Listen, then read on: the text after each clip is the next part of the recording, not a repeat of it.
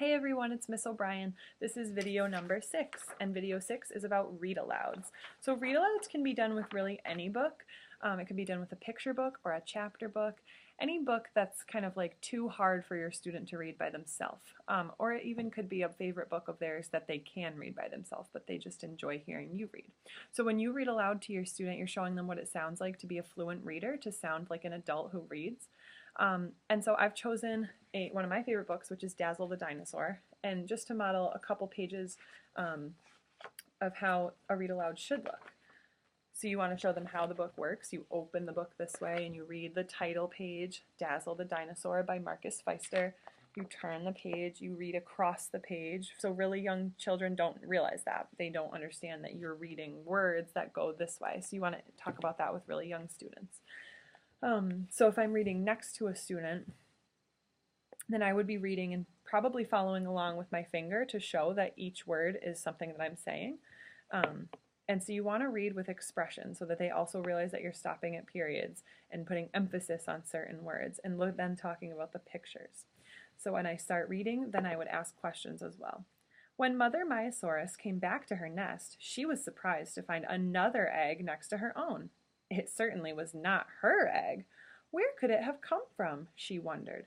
Instinctively, that means she just knew. She covered up both eggs to protect them. The valley was a dangerous place. Food was scarce, and water was hard to find. There were even some dinosaurs who raided nests as soon as a mother's back was turned. The other Myosauruses were curious about this odd-looking egg. As soon as the two eggs started to crack, they all came running to see what would hatch.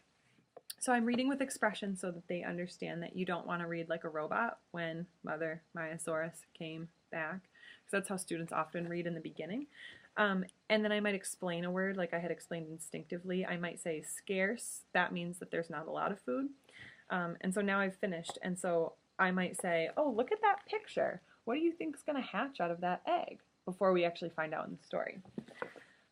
With older students, you also could ask them, do you see any words on this page that have a suffix s, where it's a plural? They might find the word eggs. You could ask them if they see a word with the suffix ing and they'd find running. You could ask them if they see a word with short a, like so I found valley. So you could ask all different sorts of questions depending on your child's age. And so you would just continue the story and you can just keep asking about the characters. So when we get to the next page, I might say, oh, do you think that that dinosaur is looks fun? Or something like that. Just anything to get them to talk about it, because it means that they're thinking more deeply about the text if they're paying attention to the pictures as well. And so you can read aloud any story pretty much, and especially if a child wants you to read again and again, then you should do it, because it helps to build their vocabulary. When they hear the same thing over and over again, they'll start to understand all the words in that story, whereas the first time through they probably wouldn't even think about the fact that I said scarce, but maybe a few times through then that word would be into their vocabulary and they might start using it. So anytime that you can read aloud, you should read aloud. Read, read, read all the time with your students. Enjoy that.